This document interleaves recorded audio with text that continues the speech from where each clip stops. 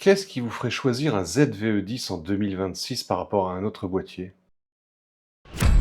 Peut-être que vous pensez en fait que le ZVE10 en 2026 est has-been, peut-être qu'il n'a plus rien à offrir par rapport à ce qu'il se fait de nos jours. Je vais essayer de vous prouver dans cette vidéo qu'il y a encore pas mal de choses que le ZVE10 peut faire. Déjà, on va remettre l'église au milieu du village. Je pense que le ZVE10, par rapport à tout ce qui se fait actuellement sur le marché, reste un appareil qui est hyper compact, hyper léger, comparé à des boîtiers beaucoup plus performants, volumineux donc aussi. C'est un appareil qui va pouvoir vous suivre partout. Le boîtier est léger, simple à utiliser et pensé pour les créateurs, pour les vlogueurs, pour les cinéastes amateurs également.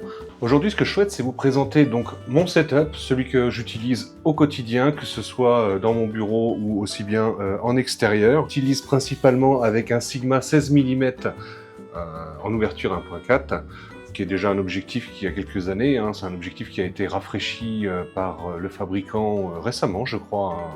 Il y a une petite différence qui doit se faire au niveau de la taille de l'objectif, mais concrètement, ça reste le même. Alors, si vous l'avez déjà, bien évidemment, pas besoin de le changer. Enfin, ça reste mon avis.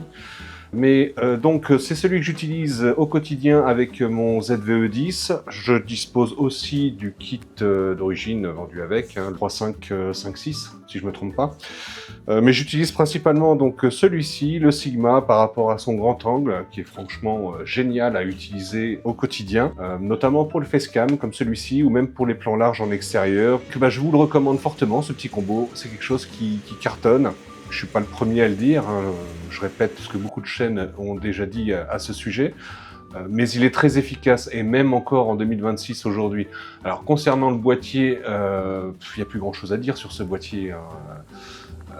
Son capteur performant, qu'on peut retrouver sur des modèles plus haut de gamme de la marque de chez Sony. Le gros défaut qu'il va avoir, ce boîtier, c'est la prise de son. La prise de son qui est pas terrible, c'est pas foufou. Vous allez... ça va pouvoir vous dépanner dans les premiers jours où vous allez acquérir l'appareil. Il est multidirectionnel, vous avez un Dead Cat que vous pouvez positionner dessus, donc c'est quand même relativement utile si vous filmez en extérieur. Mais concrètement, je vous recommanderais d'utiliser un micro Canon de type Rode, c'est quand même bien plus performant pour capturer les sons ambiants.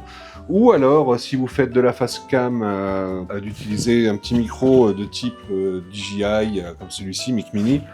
Il y a d'autres marques, vous ne focalisez pas forcément sur celui-ci. Cette ouverture sur le Sigma, lumineuse, géniale.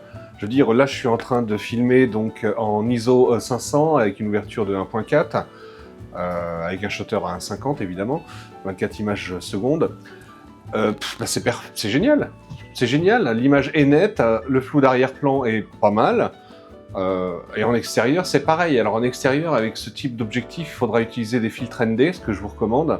Moi, principalement, j'utilise un filtre ND 8, ce qui permet de baisser considérablement la luminosité de ma caméra. Et j'obtiens des bons plans. Je vous montrerai ça peut-être ici ou là, on va voir ça. Mais franchement, c'est un combo qui est génial à utiliser. Après, la seule chose, moi, que je n'ai pas encore et que je compte me procurer prochainement, c'est le Tamron en 17-70 mm, monture E. Tiens, d'ailleurs, en parlant de monture, il faudra que je vous le dise, enfin, je vais le faire tout de suite. La monture E, donc sur le boîtier ZVE10, c'est quelque chose de génial. Vous allez avoir tous les objectifs de chez Sony qui sont compatibles avec ces modèles-là, même les modèles FE, c'est full frame. Vous allez avoir tous les Sigma, évidemment. Les Tamron, les Seven Artisans, les Viltrox, les Samyang, ce qui fait qu'en 2026, cet appareil, il est toujours d'actualité, il est évolutif. Autre chose que je peux vous dire sur ce ZVE10 que j'ai utilisé moi-même, c'est la fonction de streaming. Initialement, c'est pour ça que je me suis procuré cet appareil. Le streaming avec le ZVE10, ça se résume à un câble. Le câble USB-C, vous le prenez, vous le branchez au boîtier sur le côté, direction l'ordinateur, vous branchez et ça marche directement. Vous avez juste à sélectionner ZVE10 dans votre logiciel préféré. Ça, c'est quand même quelque chose qui est super pratique. Non seulement vous allez pouvoir filmer et recharger en même temps la caméra. Je vais demander de plus. Rien d'autre. Le seul inconvénient, c'est que vous serez en 720p. Alors, tout dépend de ce que vous faites, mais sincèrement, 720p, ça peut suffire amplement. Je pense notamment à Twitch. Bien souvent, vous avez votre facecam qui est dans un coin de l'image et donc aller en miniature. Bah, le 720p à ce moment-là, ça va suffire amplement. Et je peux vous garantir que la qualité d'image que vous allez obtenir par rapport à une quelconque webcam, ce sera le jour et la nuit. En plus de ça, faut pas oublier qu'avec ce combo, donc, vous obtenez un flou d'arrière-plan qui est juste génial. Hein. Donc en facecam, ça marche aussi. Ça, aucune webcam ne vous le fournira, même si vous éclairez énormément votre bureau. Alors, bon, je tiens quand même à préciser que pour du Twitch, généralement vous êtes gamer, généralement vous jouez dans le noir. Et quand il fait noir, une webcam de PC, c'est de la bouillie de pixels. En faible luminosité, vous allez obtenir quelque chose qui marchera quand même beaucoup mieux avec un simple panneau LED, par exemple, que vous mettrez au-dessus de votre écran. Ça suffira largement pour permettre au Sigma de capturer toute la lumière nécessaire à faire une belle image. En parlant donc de belle image, mais je m'aperçois que la qualité d'image est tellement folle que je me lance aussi à essayer de faire des petits films, raconter des petites histoires. J'ai fait une première vidéo, je vous la mettrai en fin de celle-ci que vous pourrez checker, ça me ferait d'ailleurs énormément plaisir, pour vous montrer un petit peu la qualité qu'on peut obtenir. Moi, comme dans la bio de ma chaîne, je débute effectivement dans la vidéo, la prise de son, le montage vidéo. C'est quelque chose qui est complètement nouveau pour moi. Et je prends énormément de plaisir à le faire grâce à cet appareil-là qui reste accessible en fait, même à un néophyte comme moi. Et ben, j'arrive quand même à m'en sortir, j'utilise pas mal de tutos que je retrouve sur YouTube. Ça m'aide à progresser et j'y prends plaisir, j'y prends goût. Donc si vous cherchez vous aussi un boîtier qui soit polyvalent, évolutif et performant, le ZVE10 en 2026 reste un appareil qui est tout à fait performant. Il y a le ZVE10 2 qui est sorti il y a quelques mois. Si vous débutez, pas la peine de rajouter des milliers et des cents dans un appareil bien plus cher, et pour plusieurs raisons. Si vous faites de la vidéo, des vlogs, le 25 images sera largement suffisant. Je vous dirais que c'est si vous voulez faire des ralentis un peu plus poussés. En HD sur le ZVE10, les ralentis sont en 1080p et vous pouvez ralentir 2x4 si je ne me trompe pas, ce qui est déjà largement suffisant. Et par rapport à la compression sur YouTube, une fois que vous postez vos vidéos, de toute façon ça ne se voit pas. Que vous fassiez un ralenti en 4K, j'entends, ou un ralenti en 1080p. Ça c'est une première chose, pardon. Donc non, vous n'aurez pas cette sensation de limite.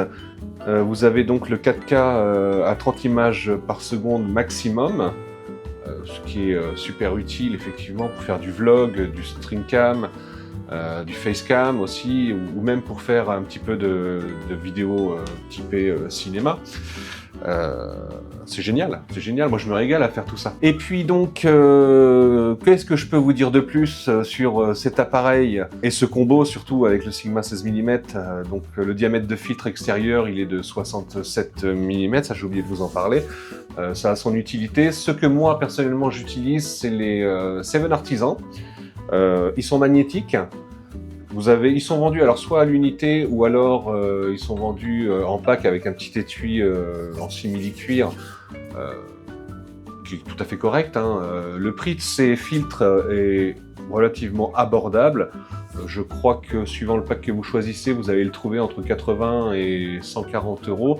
Il y a un pack de 3 filtres, il y a un pack de 5 filtres. Vous avez un CPL pour les reflets et pour la saturation des couleurs. Ça donne un peu plus de contraste. Vous avez les filtres ND, donc ND8, ND4. Donc ça c'est pour le pack 3. Pour le pack 5, je sais plus, il faudrait que je regarde, mais bon, je vous invite à rechercher sur votre site marchand préféré, vous les retrouverez. Hein. Petite information, moi quand même, en cherchant bien, le ZVE10 9, je précise, je l'ai trouvé à 550 €. Objectif Sigma d'occasion, trouvé à 200 €. Vous faites le calcul, à 750 €, je me suis fait mon petit pack, j'ai rajouté le filtre après, mais à 750 €, vous n'avez pas grand chose de cohérent sur le marché actuellement. Même le ZVE10 Mark II, je crois de mémoire qu'il est tout de suite à plus de 1000 €. Regardez aussi le marché de l'occasion, sur les sites spécialisés ou même les sites généralistes. Toujours bien vérifier effectivement le nombre de déclenchements du capteur, du shutter. Ça vous donne une idée de l'âge de l'appareil en fait et de son usage, s'il a été intensif ou pas du tout. J'en profite au passage pour vous dire que si vous likez la vidéo, si vous vous abonnez aussi, et vous cliquez la petite cloche là juste dessous, oui là, juste dessous, ça me ferait énormément plaisir, ça me permettrait de développer un petit peu la chaîne et de continuer à vous proposer du contenu, puis de faire évoluer tout ça. Merci beaucoup si vous le faites. J'allais oublier une chose très importante avec ce boîtier, c'est la qualité de son autofocus. Autofocus Sony qui est réputé, il marche super bien, la netteté est flagrante. Et puis je voulais vous parler aussi d'une fonction de l'appareil photo, c'est la fonction présentation de produit qui permet justement de zoomer sur tout et n'importe quoi et puis de faire une profondeur de champ différente. Petit exemple tout de suite, si je vous montre effectivement cet objectif, le focus se fait directement sur l'appareil, il revient sur moi. C'est quand même... c'est fou, c'est fou. Donc il est encore largement valable en 2026. Pour les petits créateurs de contenu, je pense que sans vous ruiner, vous allez pouvoir obtenir des qualités vidéo qui sont flagrantes. Une petite précision quand même, n'oubliez pas la lumière dans vos vidéos, c'est quand même quelque chose de primordial. Ça fait toute la différence.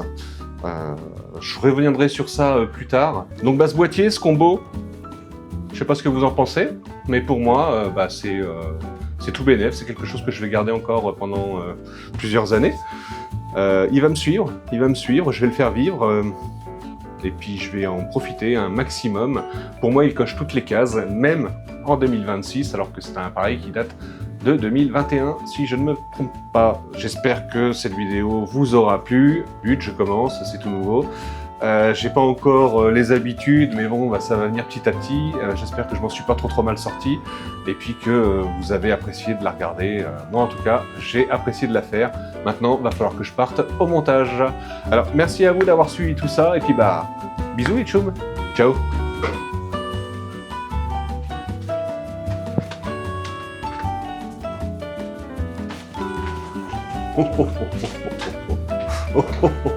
J'ai oublié une chose, je vais vous montrer un petit quelque chose du making-of de cette vidéo. Vous allez rire de petites secondes. Merci, salut. Le flou d'arrière-plan est doux, propre. Merde. Le flou d'arrière-plan est doux, propre. Et putain, j'y arrive pas. Et très cinématique. Le flou d'arrière-plan est doux, propre et parfait pour un style cinématique. Tout est net, le décor respire et rien n'est écrasé.